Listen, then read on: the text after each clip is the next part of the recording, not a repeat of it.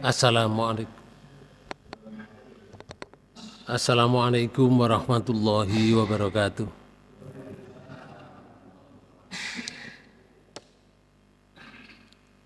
Bismillahirrahmanirrahim. Alhamdulillahi rabbil alamin. Wabihi nasta'in ala umuri dunya waddin. Wa ala alihi wa ashabihi ajmain. Asyhadu an la ilaha illallah wahdahu la syarikalah.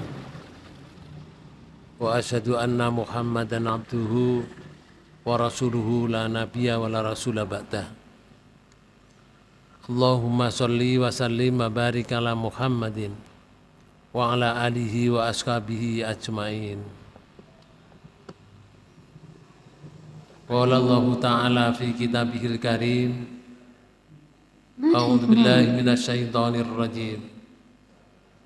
Qul inni ala bainatin mir rabbi wa kadzdzabtum bihi ma indi ma tastajiluna bihi inil hukmu illa lillah yaqusul haqqa wa huwa khairul fasilin.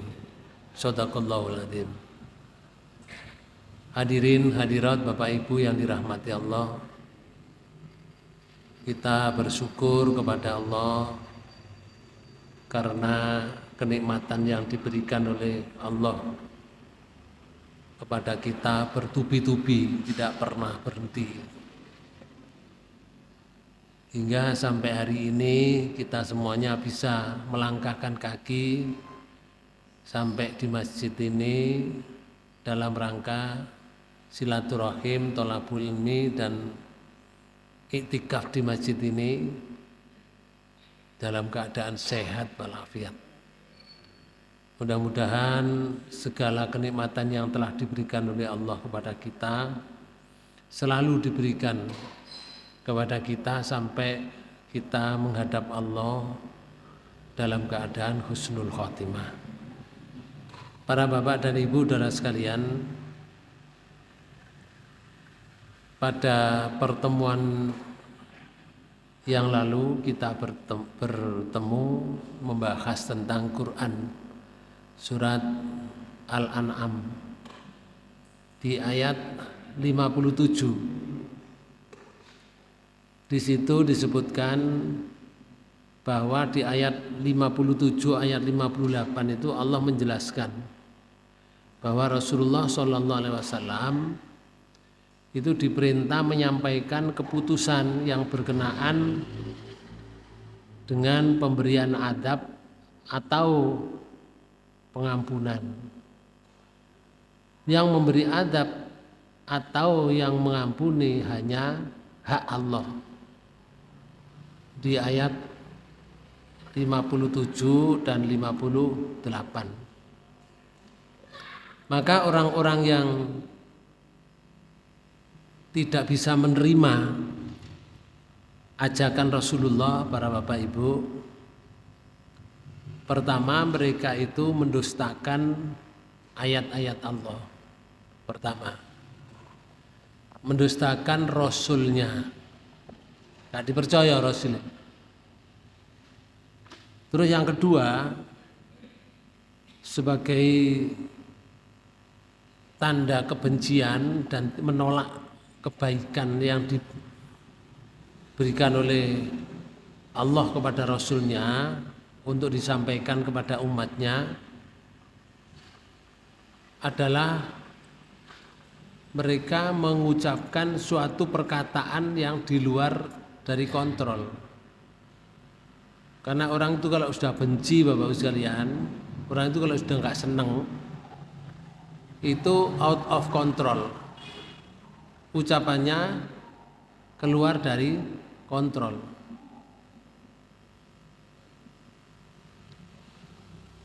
Sehingga ucapannya pasti buruk. Salah satu ucapan mereka itu meminta Rasul. Seperti di Quran surat 6 ayat 31, Allah memberitakan, pertama itu memberitakan di ayat 31, qad khasiral ladzina kadzdzabu biliqa'illah hatta idza ja'atuhum sa'atu baghtatan qalu ya hasratana ala ma farratna fiha. Itu nanti dikabarkan oleh Allah mereka ketika mendustakan ayat-ayat Allah. Sampai terjemahkan itu. Sungguh telah merugilah orang-orang yang mendustakan pertemuan mereka dengan Tuhan. Nah, mereka yang mendustakan pertemuan Allah itu artinya nanti bertemu hari kiamat itu, Pak. Yang mendustakan, yang tidak percaya, yang menentang, rugi mereka. Kenapa rugi? Ayat itu menyatakan lanjutannya, sehingga apabila kiamat datang kepada mereka dengan tiba-tiba. Kiamat nanti kalau datang kan tiba-tiba. Jadi tanpa pemberitahuan dulu, tetapi tanda-tanda besar itu sudah muncul. Nah, setelah itu datangnya kiamat itu tiba-tiba. Kita kadang sedang di pasar, kiamat. Kita sedang di ladang, kiamat. Kadang-kadang kita sedang melakukan perbuatan memasak rumah tangga misalkan, kiamat, begitu. Kalau terjadi seperti itu nanti mereka tidak sempat untuk berbuat baik dan belum sempat dan belum melakukan perbuatan baik, terjadi kiamat. Berarti dia harus mempertanggungjawabkan perbuatannya. Karena itu orangnya nanti akan mengatakan begini.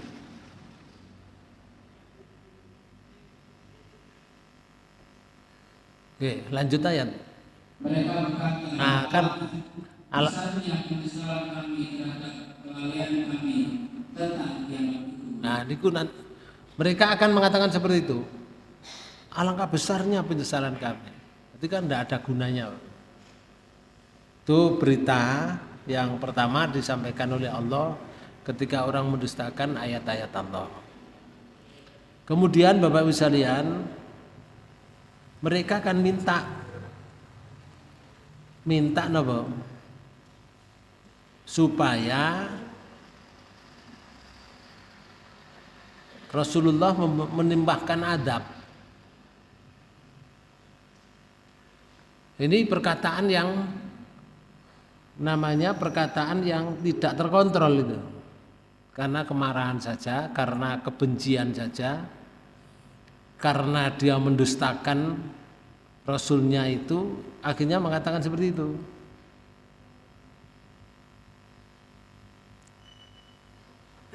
Maka Rasulullah diperintah oleh Allah, ma indi ma tastakjilu nabihi. Tidak ada padaku apa yang kalian minta supaya disegerakan. Artinya minta siksa itu disegerakan. Tidak ada Pak Rasul. Tugasnya Rasul itu bukan memberi adab. Rasul itu tugasnya basiro, nadhiro, memberikan kabar gembira bagi orang yang mendapatkan kebaikan karena mendapatkan surga karena dia berbuat baik. Nadhiro, Rasul itu tugasnya menakut-nakuti bagi orang yang menentang baik secara frontal maupun menentang secara diplomatis, menentang Allah dan Rasulnya. Itu dikabarkan, ditakut-takuti dengan neraka. Itu tugasnya. Oleh karena itu Rasulullah kalau diminta untuk memberikan adab ya tidak bisa, karena bukan tugasnya Rasul. Karena itu Rasulullah diperintah oleh Allah di akhir ayat 57 itu di surat 6, inil hukmu illa lillah. Ya Rasul sampaikan, menetapkan hukum itu hanyalah hak Allah, bukan saya. Artinya sesungguhnya rujukan mengenai yang diminta itu hanyalah itu kekuasaan Allah, milik Allah. Dengan kata lain, jika dia menghendaki untuk menyegerakan kepada kalian adabnya, niscaya dia akan menyegerakan kalian yang kalian minta itu. Kalau Allah menyegerakan, itu kan hak prerogatif Allah. Kalau dolimnya sudah dolimnya itu sudah memuncak, Pak Bu, ya adabnya disegerakan. Dan jika dia menghendaki penangguhannya terhadap kalian, niscaya dia menangguhkannya, karena dalam penangguhan itu terkandung hikmah yang besar yang hanya Allah saja yang mengetahui. Bisa saja ditangguhkan adabnya, tidak segera diberikan, karena ada hikmah di situ. Setelah mereka sadar, taubat kepada Allah, adabnya dicabut. Dulu pernah, Pak Bu, pada zaman Nabi Yunus ya. Nabi Yunus itu ketika didustakan oleh umatnya, Nabi Yunus berdoa kepada Allah agar umatnya yang mendustakan itu dihancurkan dengan adab gitu. Nah, setelah ditinggal Yunus keluar dari daerahnya, rupanya adab datang. Cuma masih dimulai, adab akan dimulai datangnya. Mereka seketika sadar, Pak. Oh, kalau begitu Yunus itu benar. Akhirnya mereka bertaubat kepada Allah secara keseluruhan. Itu namanya tobat napa niku? Tobat bareng-bareng, tobat napa? Tobat secara keseluruhan masyarakatnya. Jenenge tobat akbar. Mriki bahasane ngoten, Pak Bu. Tobat akbar. Maka dicabut oleh Allah. Adabnya gak jadi diberikan, cabut oleh Allah. Kayak gitu. Malah Nabi Yunus yang mendapat kehinaan karena belum diperintah keluar dari daerahnya sudah keluar. Yaitu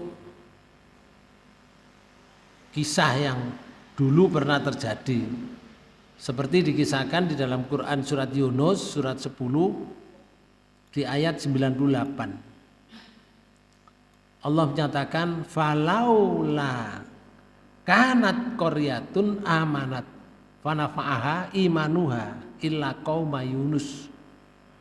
Apa terjemahkan?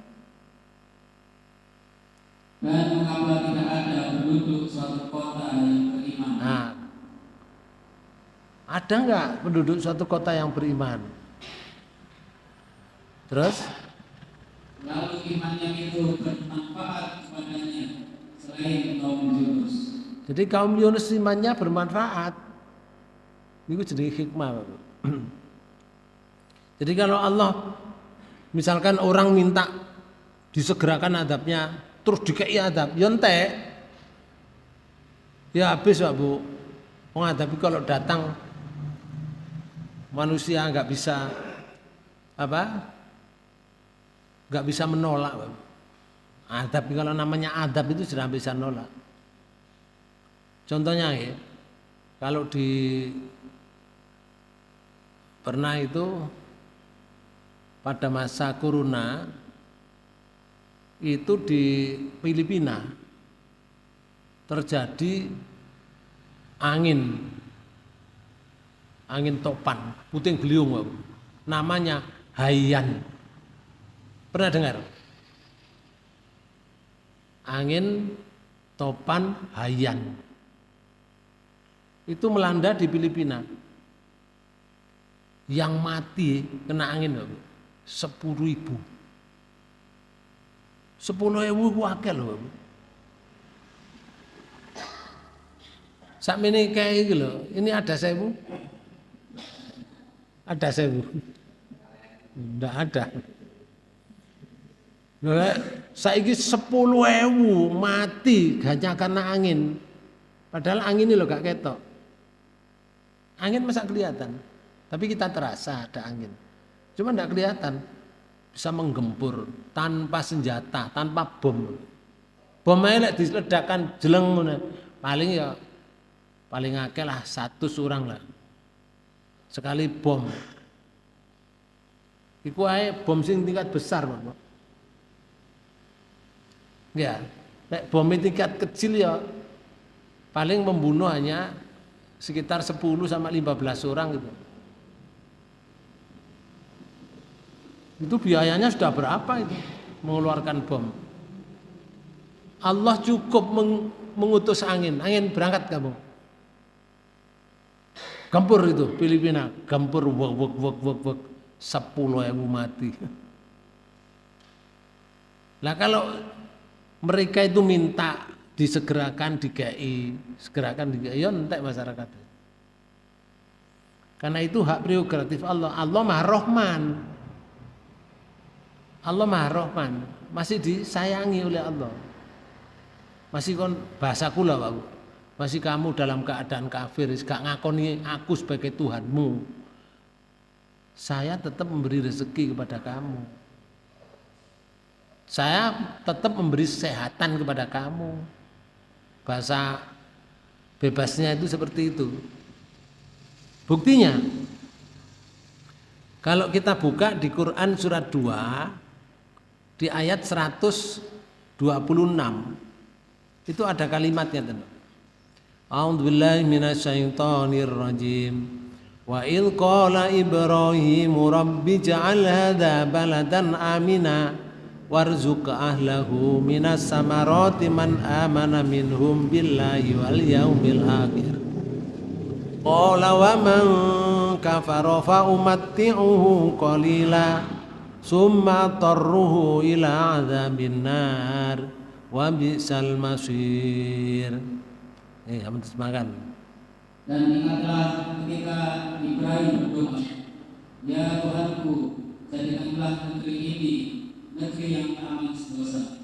Negeri ini itu yang dimaksud Nabi Ibrahim waktu niku berada di kota Mekah. Lah kota Mekah itu kan gak ada tanduran seperti di sini, Bapak. Daerahnya itu batu, pasir, panas. Namun Nabi Ibrahim berdoa, jadikan ya Allah negeri ini aman sentosa. Pertama. Yang kedua,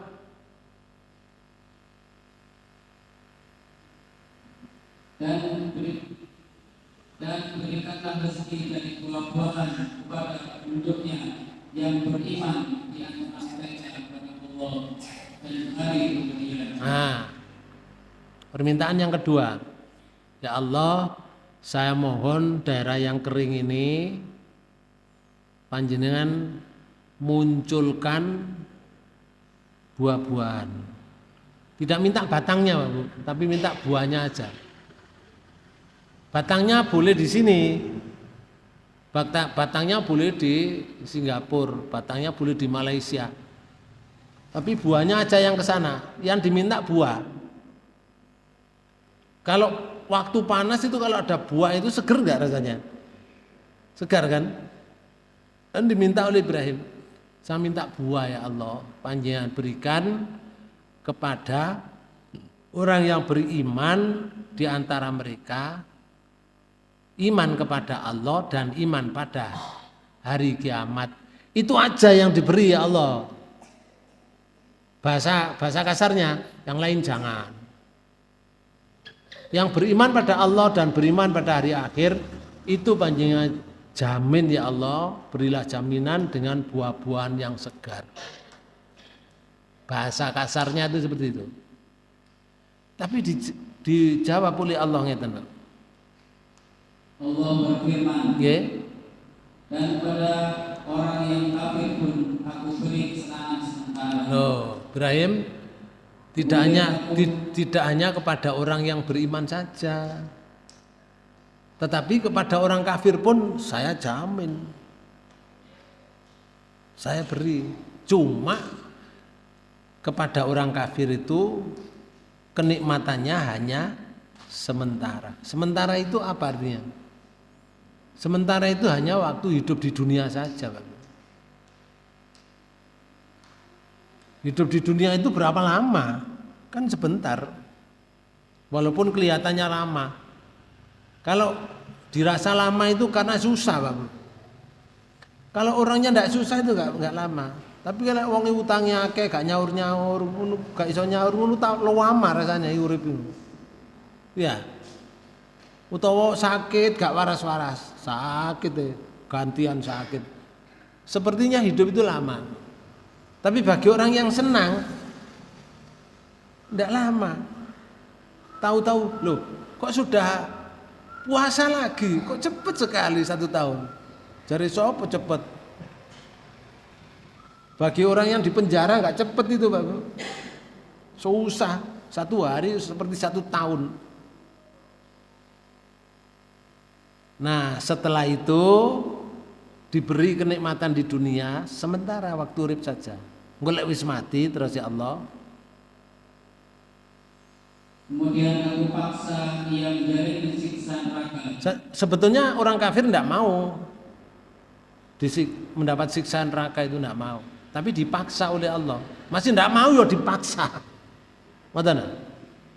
Walaupun tidak mau, kamu harus dapat siksa karena kekafirannya. Itu Bapak Ibu sekalian, rahmannya Allah. Kalau kayak contoh lagi ya, sifat rahman Allah itu contoh Allah menyatakan di surat 76 ini. Ya, rahman kepada orang kafir maksudnya. Kan rahman Allah itu kan ya kepada kafir, kepada mukmin, kepada munafik, kepada siapa saja, kepada makhluknya yang hidup, mulai dari tumbuhan sampai hewan sampai manusia sampai yang lain. Nah, di ayat surat 76 di ayat 27 Allah menyatakan gini. Inna haula'i yuhibbunal ajilata wa yadaruna wara'ahum yauman sakila. Niki. Sesungguhnya mereka orang kafir menyukai kehidupan dunia dan mereka tidak memperdulikan kesudahan mereka. Nah, orang kafir itu gak mikir kehidupan akhirat. Setelah mati itu bagaimana? Enggak tahu. Udah dipikir. Hanya dunia saja. Pokoknya dunia berhasil. Saya harus berhasil dunia. Jadi yang dipikir itu dunia aja. Enggak mikir bagaimana saya nanti kalau sudah mati. Apa yang saya pertanggungjawabkan. Itu enggak ada pikiran itu.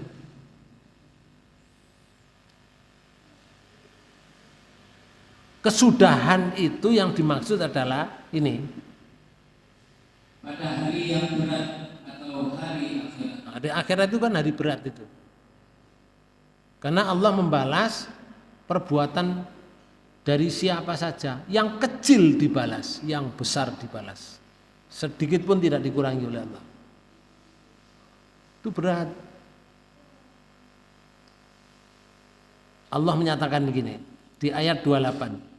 Nahnu khalaqnahum wa sadadna asrahum. Nih. Kami telah menciptakan mereka dan menguatkan persendian tubuh mereka. Nah, di sini. Aku yang menciptakan mereka, orang kafir itu. Setelah saya ciptakan, saya perkuat persendian. Napa persendian ini? Nanti gila. Ya, sing ceklek-ceklek ini gila. Itu namanya persendian. Di ayat ini disebutkan Allah menguatkan persendian tubuh mereka. Kuat orang kafir sendinya, Bapak. Lah itu sifat Rahman itu. Bukan berarti ngeten. Oh, kalau begitu orang kafir itu kuat-kuat sendinya, Kalau orang Islam remek, ndak. Orang Islam ndak remek, ndak merotoli, sendinya ndak merotoli. Tetapi orang kafir itu diberi kuat oleh Allah persendiannya. Berita ini Quran loh Bapak. Berita kalau dari Quran pasti benar. Beritanya pasti aktual. Matana. Pasti tajam. Karena beritanya dari Allah, bukan dari koran. Sekarang kalau misalkan orang kafir itu mati, terus mempunyai keturunannya kafir, sama nanti diperlakukan seperti itu. Ayatnya begini. Kami sungguh-sungguh apabila kami sungguh-sungguh mengganti mereka orang-orang yang serupa dengan mereka. Kalau Allah mengendaki, wa idza syi'na badalna, badal itu apa? Badal itu pengganti. Jadi anak turune, kalau anak turune kafir kayak bapaknya kayak mboke ngono. Sama. Dikuatkan persendian tubuhnya. Diberikan oleh Allah dengan orang-orang yang serupa dengan mereka. Ini menunjukkan bahwa Allah itu Maha Rahman. Karena itu Rasulullah disuruh mengatakan inil hukmu illa lillah. Di akhir ayat 57 itu yang menetapkan hukum itu hanyalah Allah. Hak Allah itu bukan saya. Kalau Allah menyegerakan itu urusan Allah. Kalau dolimnya sungguh disegerakan oleh Allah. Tapi tidak disegerakan oleh Allah, diberi penangguhan barangkali ada sisa umur terus mereka bertobat. Bisa nggak terjadi itu? Bisa kan? Pada zaman Rasulullah apakah orang-orang beriman sejak kecil? Enggak. Sahabat Rasulullah mereka kafir dari awal. Kebanyakan mereka menyembah berhala. Tapi pada akhirnya karena hidayah masuk, penangguhannya ditangguhkan oleh Allah, tidak langsung disiksa, walaupun Rasulullah dicemooh, walaupun Rasulullah didustakan, walaupun mereka mendustakan ayat-ayat Allah, tidak diberi azab oleh Allah, ditangguhkan. Ternyata setelah sekian tahun Bapak sekalian, mereka sadar, akhirnya masuk Islam, menjadi orang baik. Loh kan lumayan, itu hikmahnya. Siapa itu? Termasuk Abu Sofyan, sak bojone, konco-koncone, orang-orang di Mekah waktu itu yang syirik itu Bapak. Di tahun ke-8 Hijriah berbondong-bondong masuk Islam. Padahal mereka asalnya menentang, kafir. Yang mereka menentang di awal-awal, kemudian terjadi peperangan, kemudian dia mati atau mereka mati. Nah, itu sudah dapat adabnya memang. Menentang gorong tobat mati adab. Tapi kalau menentang diberi tangguh tobat diampuni oleh Allah. Dosa seberapa besarnya di dunia ini, kalau orang itu bertobat kepada Allah diampuni. Karena itu di ayat itu kan sebutkan inil hukmu illa lillah yakusul haqqo wa huwa khairul fasilin. Dia menerangkan yang sebenarnya, dia memberi keputusan yang baik, yang paling baik. Artinya dia adalah sebaik-baik pemberi keputusan, pemberi peradilan, dan sebaik-baik pemberi penyelesaian dalam memutuskan perkara di antara hamba-hambanya. Allah Maha Adil. Di ayat lain Pak Bu disebutkan, ini contohnya. Permintaan mereka ingin disegerakan di surat 22 ayat 47. Itu menyatakan ini. Mereka ya namanya orang yang mendustakan, orang yang benci itu akhirnya out of control. Ucapannya tidak terkontrol. Wa yastajilunaka bil adabi wa la yukhlifallahu wa'dahu wa inna yauman inda rabbika ka alfi sanatin mimma ta'uddun. Monggo. Dan mereka meminta kepadamu agar azab itu disegerakan. Loh. Ya kalau bahasa kasarnya gini. Muhammad, kalau kamu benar Bang, ayo tekankan. Datangkan adab. Ini saya masih hidup, datangkan adab. Saya menentang kamu. Bahasa kasarnya Pak. Nah Rasulullah kan bukan pemberi adab. Saya tanya panjenengan, kalau ada orang yang beriman, sungguh-sungguh beriman, kalau nanti dia dalam keadaan mati, dapat pahala enggak? Dapat enggak?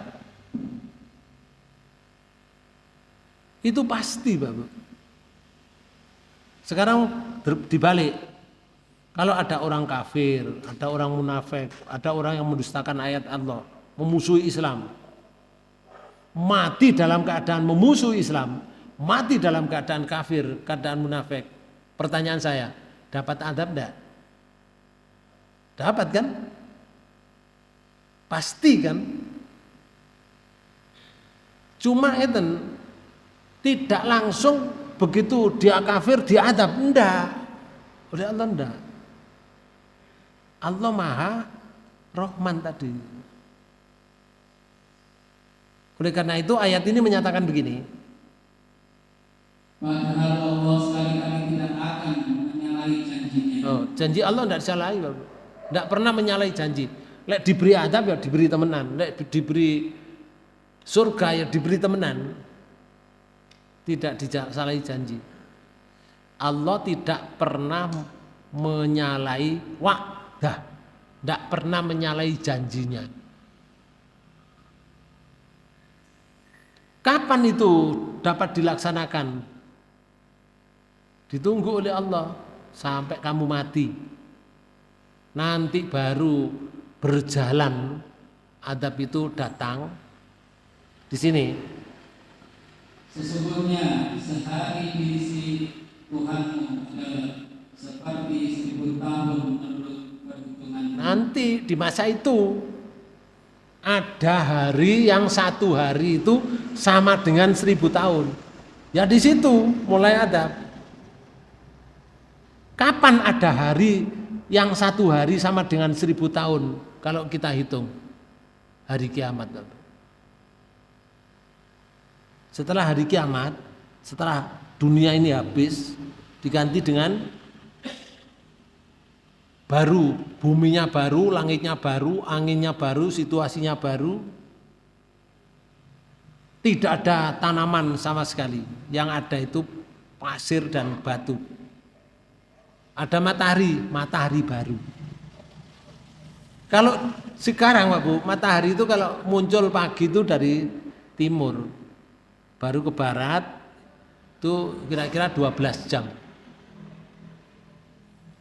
Apakah nanti waktu di Maksar itu matahari dari timur ke barat atau dari utara ke selatan atau sebaliknya? Walau alam, kita tidak tahu karena tidak ada kabar. Tapi ada matahari. Nah kalau kita menyatakan sehari itu kan hitungannya matahari dari sana munculnya, kemudian tenggelamnya ke sana ke barat, itu satu hari. Mungkin bisa terjadi seperti itu nanti dalam di Maksar itu satu hari itu hitungannya kayak matahari begini, perjalanan dia satu hari padang mataharinya bersinar. Bapak Ibu sekalian, dalam satu hari itu butuh 1000 tahun kalau dilakukan di sini. Ngenteni 1000 tahun kan lama, Bang.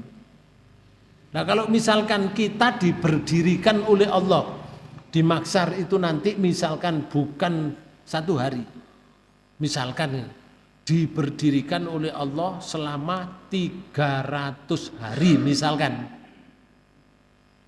300 hari, sehari berapa tadi? 1000, lihat 300 hari.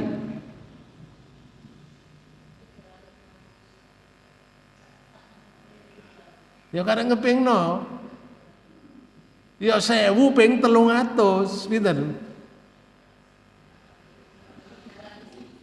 300.000. Iku lek diberdirikan selama 300 hari. Nah kalau di mahsyar itu misalkan di mahsyar itu 1000 tahun, karek ngitung Mbak Bu. Wong setahun itu 365. Kalau 1000 tahun, Allahu Akbar. Pantes nanti di sana itu orang tenggelam dengan keringatnya. Kalau kita berkeringat ini hilang kena angin, seret, hilang, kena panas hilang. Nah di sini di akhirat enggak. Keringat itu tidak hilang. Begitu netes, wudu, netes lagi, wudu, sampai sekian lamanya orang tenggelam dengan keringatnya seperti tenggelamnya di lautan. Seperti orang tenggelam di danau. Kalau gini tenggelam di danau, tenggelam di lautan, mati Bapak. Di sana tidak ada mati. Nggak ada, kematian itu sekarang saja, besok aja. Kita nanti giliran mati, gantian. Kita nanti gantian. Nggak tahu saya dulu apa panjenengan dulu, nggak tahu. Jadi kita semua nanti akan giliran semacam itu. Ya ini kematian, selain itu nggak ada. Di sana nggak ada kematian. Nah itu Allah menyatakan sesungguhnya sehari di sisi Tuhanmu itu adalah seperti 1000 tahun menurut perhitunganmu. Itu nanti adab saya perlakukan yang sebenar-benarnya. Kalau di sana prosesnya akan ada hisab, ada mizan, ada sirot, lama Pak Bu. Lama sekali, satu persatu, dipanggil satu persatu. Husain bin Ali, Sito didudukkan di kursi pesakitan. Allah dan para malaikat yang akan, Allah yang sebagai hakim utamanya, hakim yang paling adil, seadil-adilnya, hakim yang tidak bisa disogok. Bapak-Ibu sekalian, didatangkan saksi-saksi secara otomatis, mulai dari saksi badannya, saksi di luar badannya, untuk memperkuat apa hisabnya tadi. Lama Pak. Karena itu di dalam satu tafsir, di tafsirnya Ibnu Katsir itu menyatakan ini, wa yastajilunaka bil adabi, mereka minta kepadamu agar adab itu disegerakan. Itu artinya kan orang kafir itu yang ateis, kafir itu anak loro nggih. Nggih. Ana jenenge kafir harbi, ana jenenge kafir dhimmi. Nek kafir harbi itu Pak Bu, kafir, wonge kafir yang memusuhi Islam. Jadi wong Islam itu dipateni, dimusuhi Pak Bu. Dirusak lah pokoknya. Niku jenenge harbi, namanya harbi. Ada yang kafir itu tidak harbi, kutu. Tahu kutu? Ngerti kutu Bapak Ibu? Orangnya itu lunak, tidak memusuhi Islam. Itu namanya kafir dhimmi. Rasulullah menyatakan, kamu jangan memerangi kafir dhimmi. Rasulullah mencegah memerangi kafir dhimmi. Yang diperangi kafir harbi, kafir yang memusuhi Islam. Maka orang-orang yang kafir ateis, artinya kafir harbi, lagi mendustakan Allah dan kitabnya, juga Rasulnya, dan hari kemudian, hari kiamat, itu meminta kepada nabinya agar adab itu disegerakan supaya menimpa mereka. Itu catatannya di Ibnu Katsir.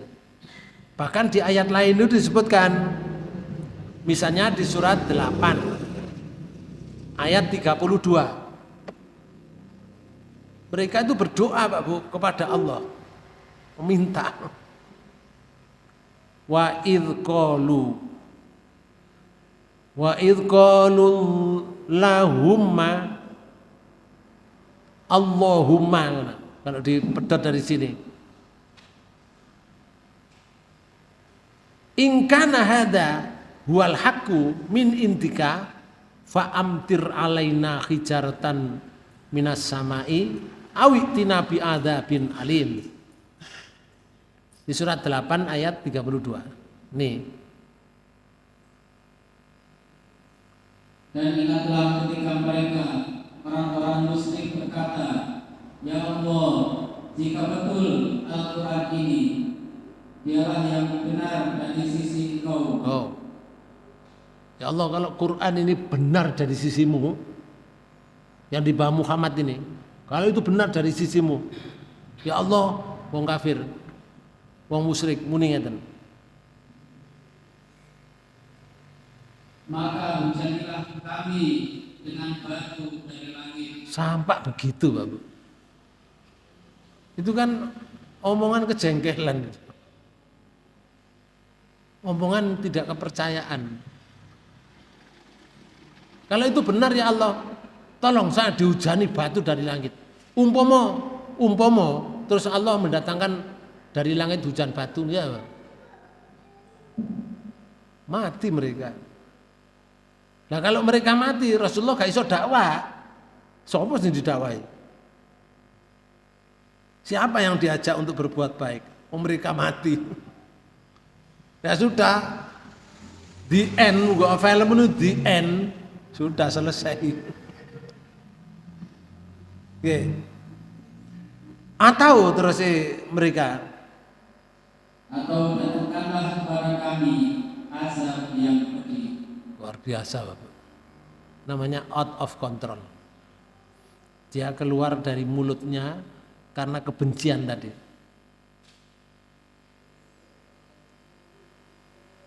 Sebetulnya kalau zaman Rasulullah dulu kalau zaman Rasulullah kebencian mereka itu kelihatan Bapak. Padahal Rasulullah itu sebelum lahir,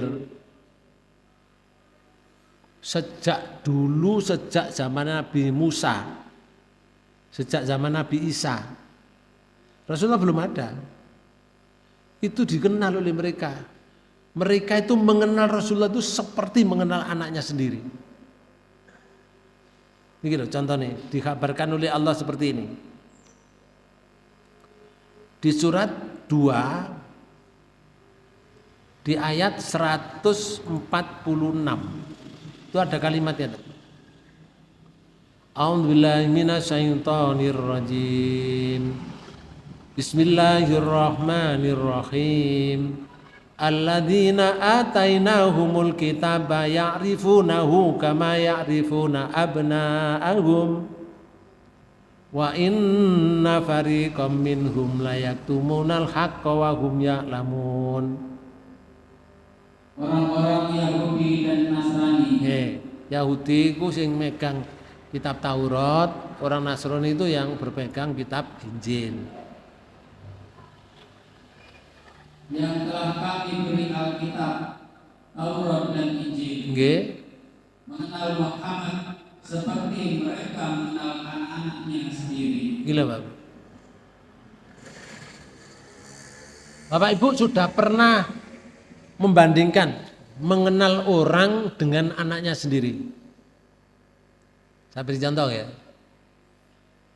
Kalau kita punya anak, punya anak, yang satu namanya Ali, Yang satu namanya Ani. Yang satu namanya Ghufron. Ali niku kula apa? Berbuat Pak Bu. Masih bawa sepeda ya, sepeda dilukai cuklek, gak ngerti. Diapakno sepeda itu. Mau megang HP ya, HP ini pecah. Si Ali itu. Kalau buka pintu bukan enggak pelan, gerak ngoten. Nutup ya jlok ngoten. Itu Ali. Tapi kalau adiknya namanya Ani, itu kalau buka pintu ya pelan-pelan, seret, pelan. Meletakkan sesuatu ya enggak sampai orang itu kaget. Nah, yang Ghufran itu kalau mau masuk ke rumah mesti ngomong Assalamualaikum mesti. Baru buka pintu. Sekarang panjenengan misalkan di dalam kamar tertutup, tapi dengar suara di luar. Kalau ada orang buka pintu gini, glodak, terus tasnya dibuka, burak. Bapak Ibu di dalam kamar, kenal nggak siapa itu? Siapa itu? Loh kok jin sih?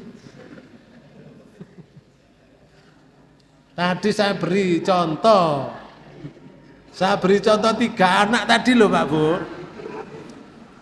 Apa jin buka pintu itu? Ya, sampainya udah kira-kira. Ini buka, gerak, tasnya dibuat, grodak. Walaupun Bapak Ibu tidak tahu siapa dia,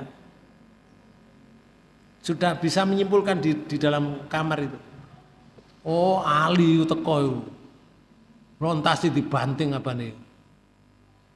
Kenalnya kepada Rasulullah itu seperti itu, padahal orangnya lo belum lahir. Mereka mengenal anak-anaknya seperti mereka mengenal anak-anaknya sendiri. Mengenal Muhammad itu seperti mereka mengenal anak-anaknya sendiri. Kan luar biasa. Jadi sifat Rasul itu sudah dikenal. Gayanya Rasul sudah dikenal. Cara dakwahnya Rasul sudah dikenal. Sampai seperti itu, Pak. Ini di kitab Taurat juga disebutkan, di kitab Injil juga disebutkan. Bahkan di kitab Injil itu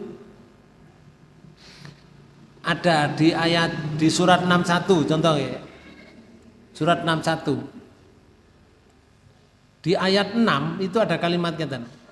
Wa il qala Isa bin Maryam ya bani Israila inni rasulullah ilaikum musaddiqan lima baina yadayya minat taurati wa mubasyiran bi rasulin ya'ti min ba'di ismuhu Ahmad. Falamma ja'ahum bil bayinati qalu hadza sihrun mubin. Surat 61 ayat 6. Coba. Dan ingatlah ketika Isa putra Maryam berkata, "Hai Bani Israel, sesungguhnya aku adalah utusan Allah kepadamu." Bani Israel itu mengatakan seperti itu. Nabi Isa, Bani Israel, aku ini seorang rasul diutus hanya kepadamu. Kalau Rasulullah diutus bukan untuk Bani Israel saja.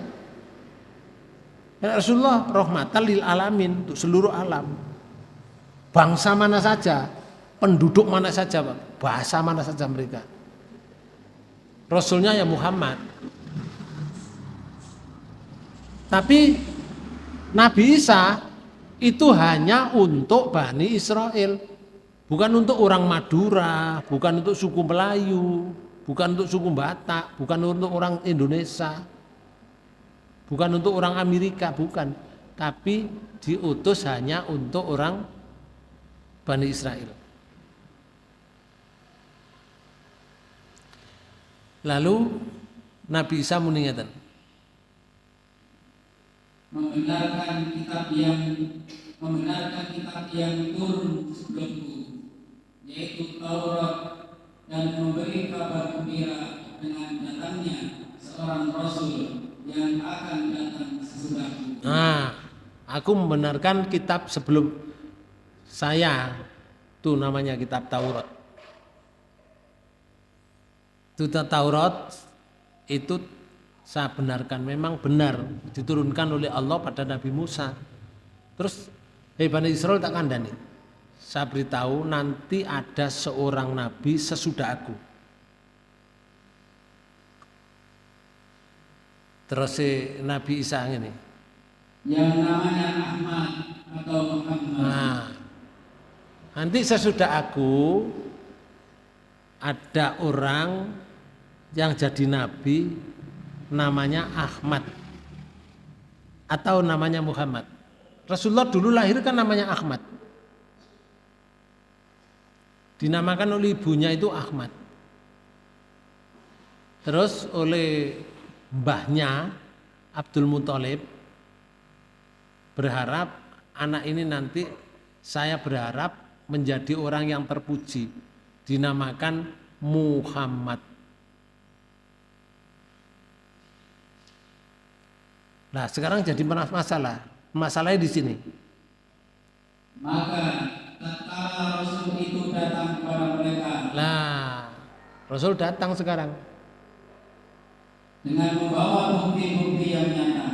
Namun Rasulullah bukan orang di Bani Israel. Rasulullah itu dari keturunan orang Quraisy. Orang Quraisy itu keturunan dari Ismail, Nabi Ismail. Sedangkan Bani Israel itu keturunan dari Nabi Ishak. Nabi Isa mengatakan kepada Bani Israel, nanti ada sesudahku seorang nabi akhir zaman namanya Ahmad atau Muhammad. Tapi keluarnya bukan dari Bani Israel. Paham Bang? Tapi dari Bani Ismail, keturunan dari suku Quraisy. Gak bisa terima Pak Bu. Tidak bisa terima. Loh, Muhammad keturunan dari orang Quraisy. Loh, bukan keturunan saya, keturunan dari Bani Israel. Gak percaya Pak Bu. Ditolak akhirnya. Karena dengki. Madana. Lalu Rasulullah membawa bukti yang nyata. Apa komentar mereka? Mereka berkata, ini adalah sihir yang nyata. Ini Pak Bu. Karena tidak percaya, dialihkan pembicaraannya, tidak mengakui Muhammad, tetapi dialihkan Muhammad adalah tukang sihir. Ini sihir yang nyata ini. Yang dibawa Muhammad itu sihir itu. Dan semua nabi itu Pak Bu, oleh umatnya dituduh tukang sihir, dituduh gila. Karena pada masa itu memang berbeda dengan mereka pada umumnya. Mereka itu pada umumnya menyembah selain Allah, sedangkan para nabi, para rasul mengajak menyembah hanya kepada Allah. Kalau yang disembah mereka kelihatan, sedangkan rasul-rasul yang diutus oleh Allah itu mengajak mereka supaya menyembah Allah. Lah Allah niku menurut mereka tidak kelihatan. Mereka enggak percaya. Maka kembali di ayat ini, sehingga mereka mengatakan, ya Allah, kalau memang Quran ini benar, kalau benar dari Engkau, turunkan hujan batu dari langit atau beri adab saya yang pedih. Wah, itulah ucapan mereka. Ada lagi di surat 38, surat Shad, ayat 16. Mereka itu mengatakan gini, waqalu Rabbana ajjil lana qittana qabla yaumil hisab.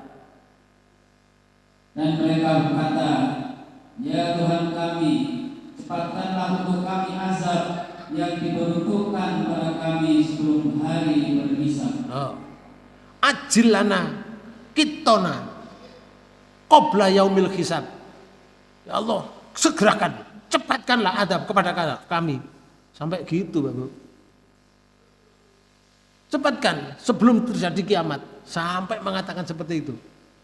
Tapi kan Allah kan Maha Rahman, balik kepada Allah Maha Rahman. Sudahlah, bicaralah kamu yang macam-macam bicaramu. Kamu tidak langsung saya adab, tidak.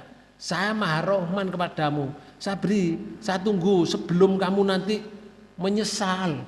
Nanti ada sesalan besar itu. Sebelum kamu menyesal sekarang. Tak tunggu. Kamu saya beri kesempatan hidup. Kamu tobat mau enggak? Gitu, Bapak. Kalau kamu tobat, tak terima tobatmu, kamu akan mendapatkan rahmatku. Tapi mereka tetap mengatakan seperti itu kepada Rasulnya. Karena mereka belum sadar hatinya. Hatinya belum dapat hidayah karena mereka tidak mencari hidayah. Kadang-kadang untuk menolak kebenaran itu aneh-aneh yang diminta. Mereka itu sebetulnya ingin menolak kebenaran, gak percaya gitu loh maksudnya. Contoh ya, di Quran surat 17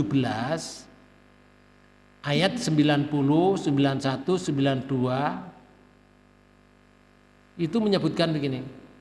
Wa qalu lan nu'mina laka hatta tafjuranal ardi yambu'a. Dan mereka berkata, kami sekali-kali tidak percaya padamu sehingga kamu memancarkan mata air dari bumi untuk kami. Yang diminta aneh-aneh, Bapak. Lah permintaan ini, ucapan ini Bapak sekalian adalah diucapkan ketika mereka berada di kota Mekah. Karena turunnya ayat ini di kota Mekah. Lah kota Mekah itu diminta memancarkan mata air dari bumi. Rasulullah bukan tugasnya itu. Bukan tugasnya memancarkan air. Wong kotanya saja seperti ini. Masuk bisa air bisa keluar seperti di daerah kita. Kalau seperti ini mana enggak ada air, enggak bisa air mancar di sini, Bapak. Daerahnya seperti ini. Gunungnya aja loh. Gunungnya gunung batu. Loh, batu. Kalau ada yang bisa ditanami itu daerah Arafah itu karena tanahnya impor, termasuk impor dari Indonesia. Tapi aslinya itu seperti ini. Nah sekarang mata air dari mana? Rasulullah nggak mungkin akan memancarkan dan bukan tugasnya Rasul. Oke. Oh, seluas itu, ini kan di daerah Arafah ada hijau-hijaunya. Di daerah yang lain nggak ada. Rasulullah diminta, kalau kamu seorang Nabi, seorang Rasul Muhammad, tolong keluarkan mata air untuk kami dari bumi ini. Atau ayat 91, au takuna laka jannatun min nakhili wa inabin fatufajjirul anhara khilalaha tafsira. Atau kamu mempunyai sebuah kebun kurma dan anggur, lalu kamu alirkan sungai-sungai di celah kebun yang deras alirannya. Gak mungkin, bukan tugas Rasul.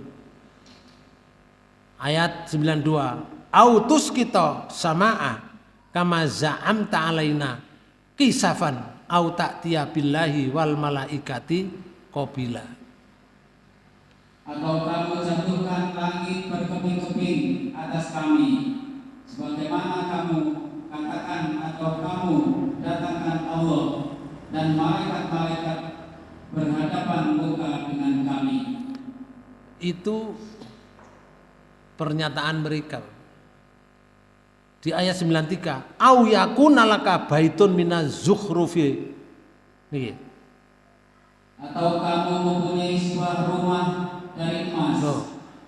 Karpe dhewe mon. Apa Omahe Rasul iku rek dadi emas ngono misalkan. Terus gak ada masalah. Wong orang itu senang dengan emas. Kalau itu rumah jadi emas, ya royoan. Akhirnya bunuh-membunuh ingin mendapatkan emas. Yang gak malah mendapatkan kebaikan. Kalau dulu Pak Bu, kalau dulu ada orang minta macam-macam ngoten. Zaman sebelum Rasulullah, tapi langsung minta langsung jeriat. Begitu Pak Bu. Mulai contoh ya. Di surat 2 ini pada zaman Nabi Musa. Contoh di ayat 55. Ada kalimatnya tuh.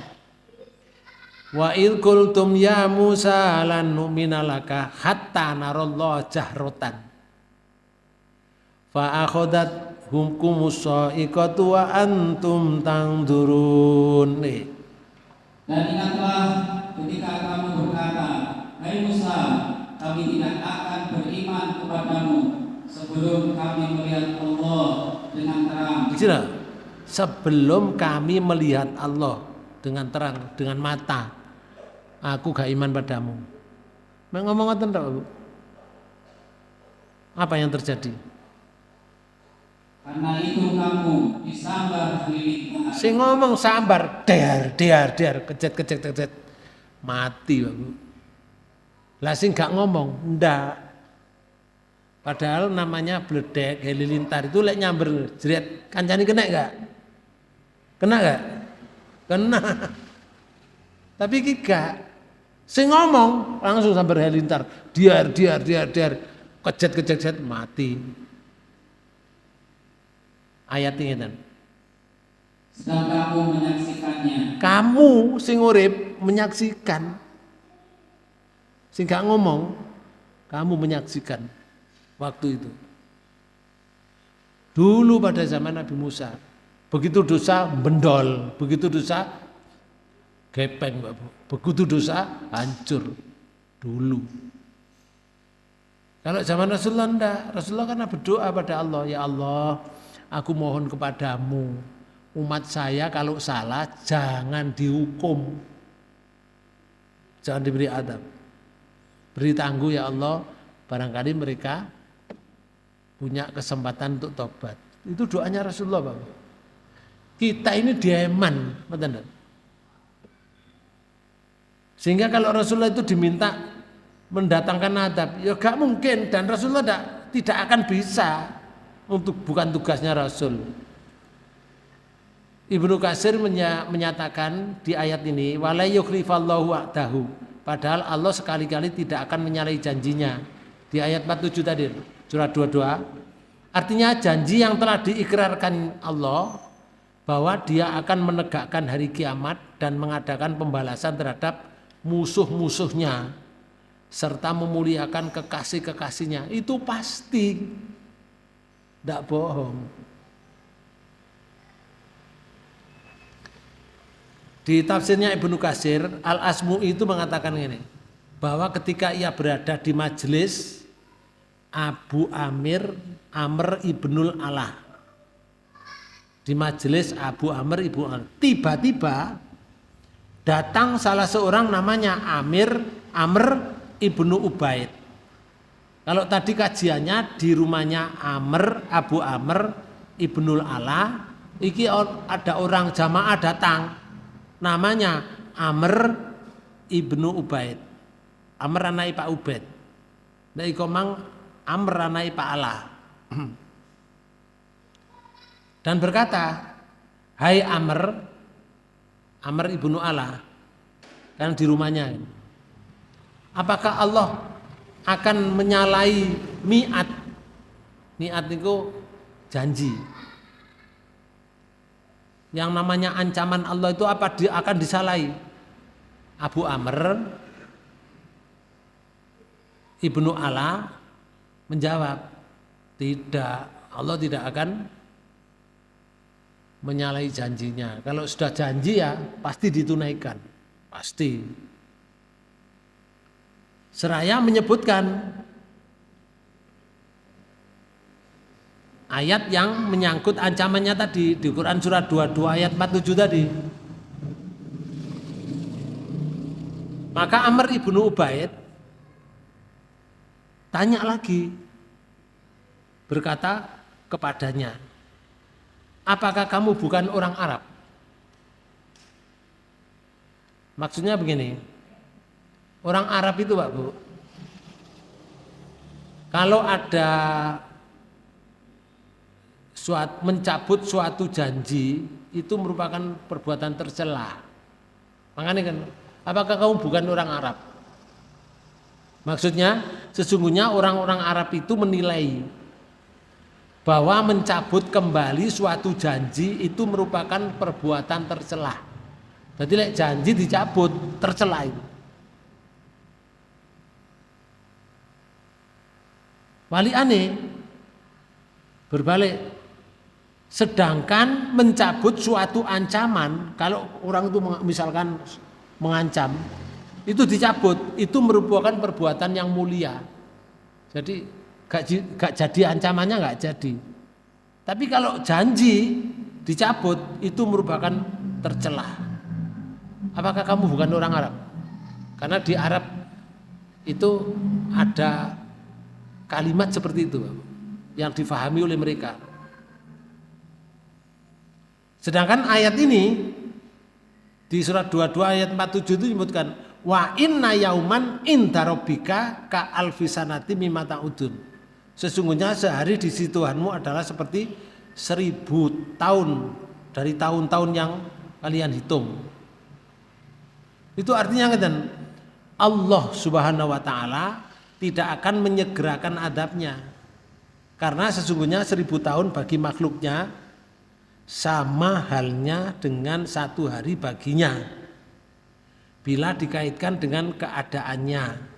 Sebab dia Allah Maha Kuasa, Maha melakukan, Maha memberi pembalasan, dan bahwa Allah sesungguhnya tiada suatu pun yang dapat luput dari adabnya.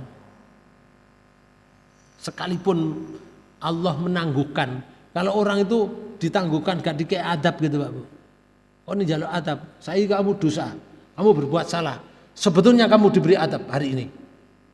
Tapi ditangguhkan, bukan berarti kalau adabnya ditangguhkan kemudian dia mati dalam keadaan kafir, terus adabnya gak dikekno. Enggak Pak Bu, tetap diberikan.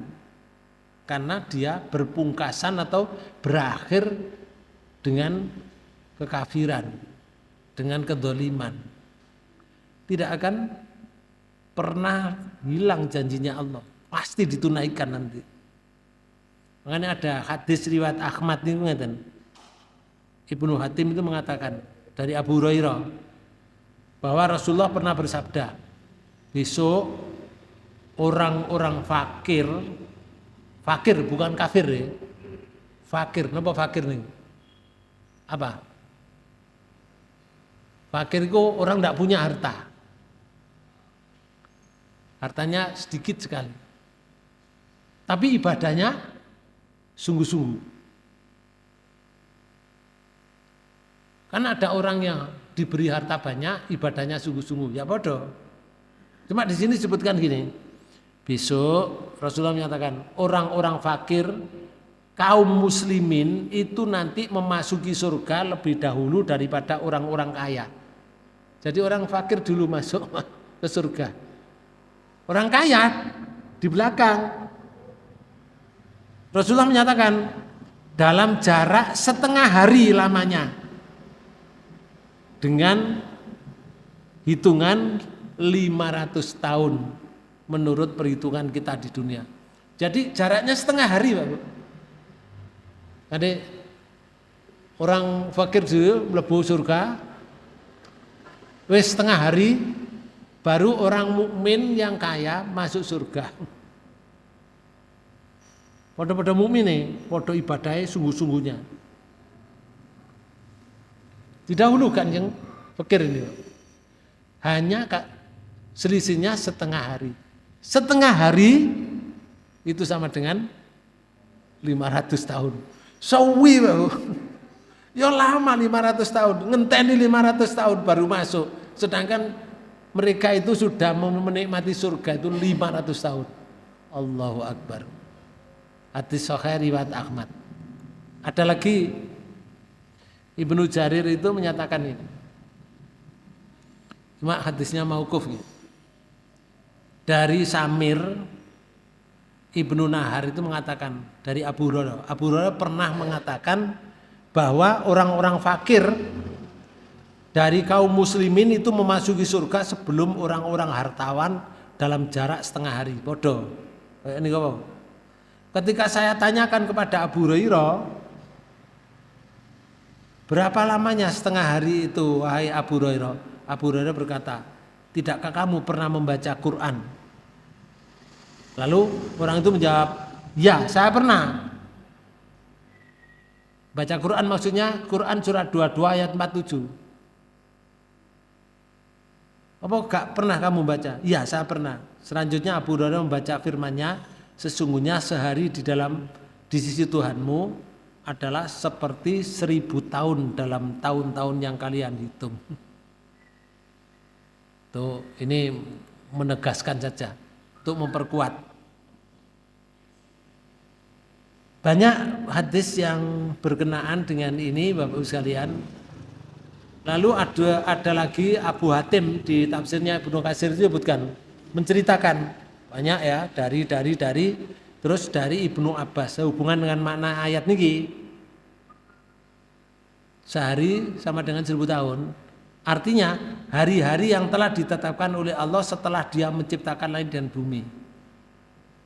Maksudnya begitu. Setelah menciptakan langit dan bumi. Itu sudah ditetapkan oleh Allah. Nanti satu hari di akhirat itu sama dengan 1000 tahun. Nah, Bapak Ibu sekalian,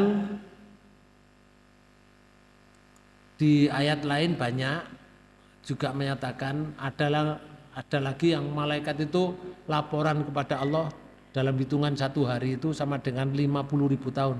Ada yang seperti itu. Maka di ayat ini,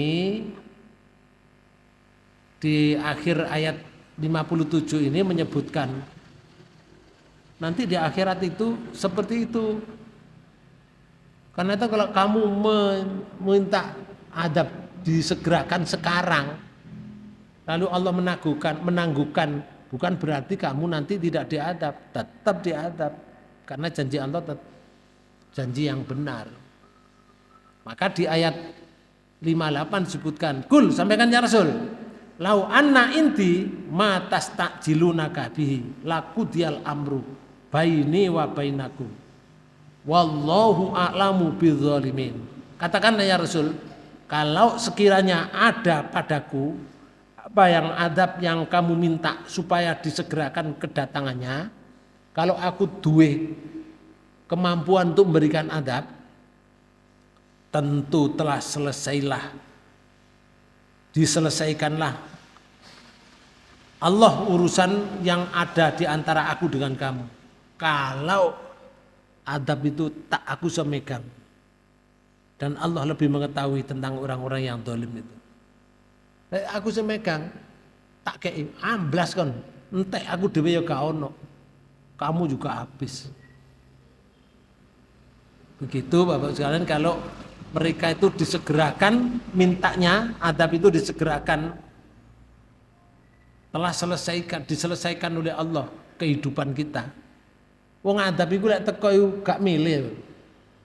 Apa lek ada banjir ngono sing kena orang-orang kafir tok? Ndak. Malah yang mereka sing gak kelamben iku iso ngelangi, iso berenang ini. Lah sing sarungan kebulet-bulet ya mati dhisik. Nggih. Apa kalau ada gempa orang-orang kafir saja yang kena? Enggak, semua kena. Masjid yang melok rubuh. Takmire ketindihan masjid barang kadang-kadang. Cuma bedanya ketika kematian orang-orang yang beriman dalam musibah itu, Allah memberikan ampunan baginya. Tapi bagi orang kafir, ketika ada musibah itu datang terus terkena kepada orang kafir, yaitu porskot adab. Bagaimana menurut pendapat-pendapat yang lain di ayat 58 ini? Bapak Ibu sekalian, banyak pendapat dan keterangan yang menerangkan tentang surat 6 ayat 58. Cuma waktunya yang membatasi kita, Pak. Insya Allah kita akan bertemu pada masa atau gelombang yang sama. Oke, monggo.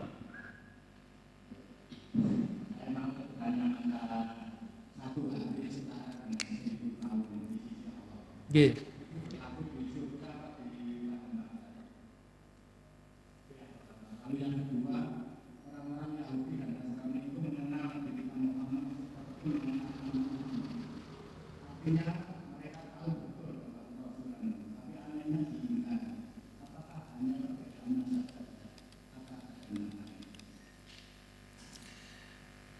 Yang pertama, Bapak sekalian, yang jelas karena kedengkian. Ini yang pertama. Kalau di surat 2 di ayat 109 itu ada ngeten.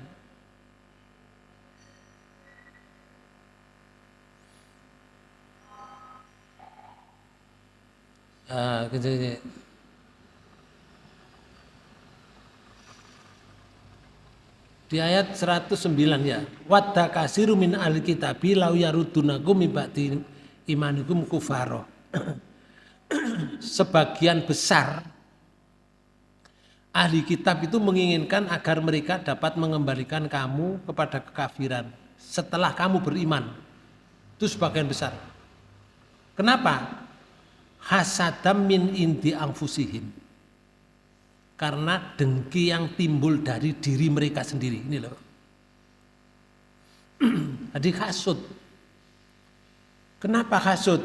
Karena yang muncul diharapkan itu keluar dari Bani Israel. Karena yang mengkabarkan itu nabinya. Namanya Nabi Isa dan Nabi Musa di kitab Taurat. Tetapi kok tahu-tahu muncul tidak dari kabar keturunan dari yang memberitakan tadi. Dari Bani Israel. Sin diberitahu Bani Israel. Sedangkan keluar bukan dari Bani Israel. Tapi dari Bani Ismail. Bukan dari Bani Ishak. Nah itulah yang menjadikan hasud. Apa saja yang dibawa oleh Rasul tidak dipercaya.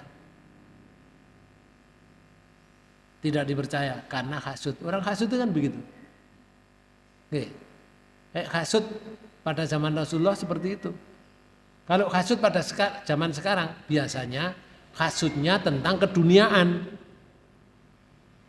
Contohnya kalau temannya itu bisa beli sepeda motor yang baik. Kalau dirinya hasud Pak Bu, mesti dungannya elek. Doanya itu jelek. Kapan nubruk, cek dirasakno. Nah, itu kan hasud itu. Wong temannya, saudaranya punya kendaraan baik, didoakan kecelakaan. Kalau terjadi kecelakaan, senangnya luar biasa. Itu orang hasud itu. Jadi temannya dapat kecelakaan, dia senang. Saya tunjukkan hasud yang paling rendah. Kalau kita beli sandal, misalkan beli sandal bata, harganya 300.000. Bapak Ibu berangkat ngaji, sandalnya kan diletakkan di bawah. Ya, gak dibawa masuk ke masjid. Diletakkan di luar kan. Nah, rupanya ada orang yang senang dengan sandalnya panjenengan. Begitu pulang, sandalnya dicari tidak ada. Baru beli Pak Bu 300.000. Terus panjenengan melihat sandalnya tidak ada, susah enggak kira-kira? Halo? Susah enggak? Susah karena 300.000 hilang baru dipakai. Tapi Pak Bu, ada di sebelah sana Ya juga mencari, kamu kenapa nggak pulang? Wah, sandalku hilang ya. Ini ada sandal jepit jelek ini. Sandalku baik, Mak. Saya beli masih setengah bulan. Baru saya pakai 2 kali. Sekarang hilang. Tidak ada. Pak, Bu, temannya tadi ketika sandalnya hilang, susah. Saiki ono kancane sandale hilang. Kata asa ngeten, Pak. Sampai kancane asa padha. Akhirnya atine seneng. Karena napa? Kancane temannya sandale hilang. Ketika sandalnya sendiri hilang susah, temannya sandalnya hilang. Jadi senang. Yaitu kasut. Tapi gak terasa. Niku kasut. Biasanya ono rumah terbakar, terbakar. Omahe habis. Tanggane tambahan teh habis tambah akeh. Wong itu gak susah. Karena tanggane ya habis. Kasut itu, Pak Bu. Mestinya tetap susah dia. Bukan karena susahku hilang, karena tonggoku yontek, gak oleh itu. Nggak boleh, itu namanya kasut. Itu kasut yang paling rendah. Paham ya? Jadi itu karena apa? Kasut. Yang kedua, 1 hari sama dengan 1000 tahun. Itu dimulai dari maksar. Dimulai dari maksar.